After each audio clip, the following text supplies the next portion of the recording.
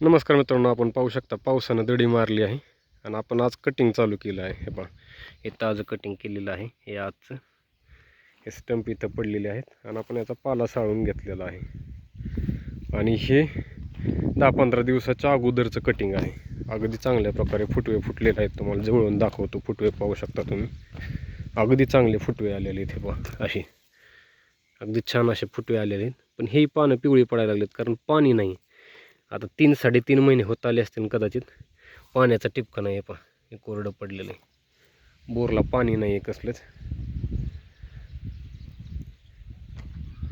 आणि तेव्हा कट केलेलं आहे हे.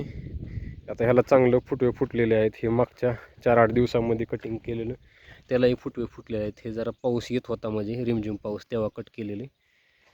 आणि वाळवायची सोय लागत नसल्यामुळं आपण कटिंग थांबवलं होतं. त्याच्यामुळे हे असं खालीवर पूर्ण दिसत आहे तुम्हाला. हे बरं हिरवगार इकडं अगोदर कट केलं, त्याच्यानंतर कट केलं. ह्याला थोडेसे फुटवे फुटलेले आहेत. आणि हे आत्ता आपण हे फ्रेश जे वाईट दिसत आहे ते आज कटिंग चालू केलेलं आहे. आज हे सकाळी कट केलेलं आहे. आता दुपारची वेळ झाली आणि सकाळी कटिंग करून झालेलं आहे. आता अडचण सगळ्यात मोठी अशी झालेली आहे, आपण हा जर प्लॉट पाहिला तर 2.5 महिन्याच्या वर होऊन गेलेलं आहे. ते 4.5 एकराला जवळपास 3 महिने होत आलेले असतील. आणि प्लॉटची अडचण अशी आहे, तुम्ही खाली जर पाहिलं तर अर्ध्याच्या वरती हा भाग पूर्ण पिवळा झालेला आहे. म्हणून तुम्हाला मी मागच्या व्हिडिओमधलं म्हटलं होतं, ह्याची कटिंगची रेंज 45 ते 60 दिवस ठेवायची. म्हणजे कमीत कमी 45 दिवस पूर्ण झाल्याच्या नंतर तुम्ही केव्हाही कट करू शकता आणि 60 दिवसाच्या पुढं गेलं नाही पाहिजे. आता आपली अडचण अशी होती, पाऊस येत होता.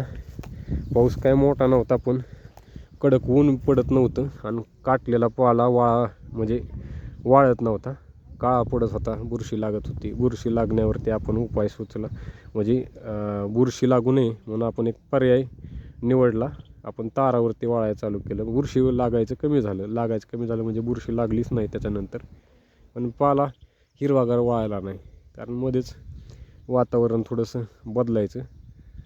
अधूनमधून थोडासा असा भुरभुर पाऊस यायचा आणि त्या पावसामुळं पूर्ण कडक ऊन न मिळाल्यामुळं पाला पूर्ण पिवळा पडायचा. म्हणजे रानात पडला असा पिवळा पडत नाही. कट करून वाळवलेला पाला वेगळ्या पद्धतीनं पिवळा पडतो. तंबाखूसारखा रंग येतो, असा तांबडा पिवळा. आणि रानात तुम्ही पाहिला पाला तर पूर्ण पिवळा व्हायला चालू झाला आहे. प्लॉटला कुठलाही रोग नाही, कुठलीही बाकीची काही अडचण नाही किंवा खतांची कमी असं काहीही नाही आहे. रान चांगलं आहे. पण आता अडचण अशी झाली की याच्या 60 दिवसाच्या वरती भरपूर दिवस झालेले आहेत आणि त्याच्यामुळं हा पाला पूर्ण पिवळा झाला आहे. तुम्ही जर पाहिलं तर खालून इथंपर्यंत म्हणजे खांद्याच्या हाईटपर्यंत सगळे पालं खालून पिवळे व्हायला चालू झाले आहेत.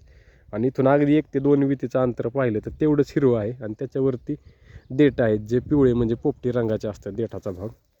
आणि त्याची आता वाढ खुंटलेली आहे कारण ह्याला पाणी नाही आहे. 2-2.5-3 महिने होऊन गेलं, पाणी नाही कसलंही.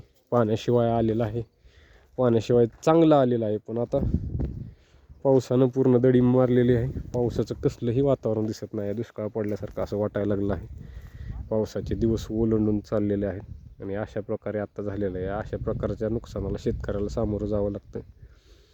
इंस्टाग्राम, यूट्यूब, फेसबुक अशा सोशल मीडिया प्लॅटफॉर्मवरती खूप मोठे आकडे सांगितले जातात आणि शेतकऱ्यांना भुरळ पाडली जाते.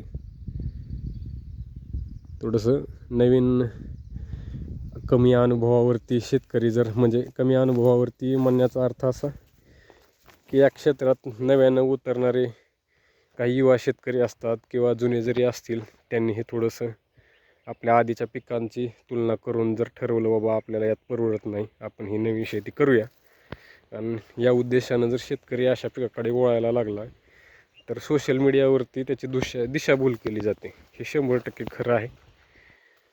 म्हणजे जेन्युइन रिसोर्सेस नाहीत, लोकांचे उद्देश वेगवेगळे आहेत. यूट्यूब व्हिडिओ किंवा इंस्टाग्राम व्हिडिओच्या माध्यमातून पैसा कमवणं किंवा जाहिरातीच्या माध्यमातून पैसा कमवणं किंवा काही प्रोडक्ट विकणं. आता काही लोक बियाणं विकतात, काही लोक खतं विकतात, काही लोक सल्ला विकतात. ज्याचं त्याचं पैसे कमवण्याची साधनं सोशल मीडियावरती आहेत आणि लोक फक्त पैसे कमवण्याच्याच उद्देशानं तिथं असतात.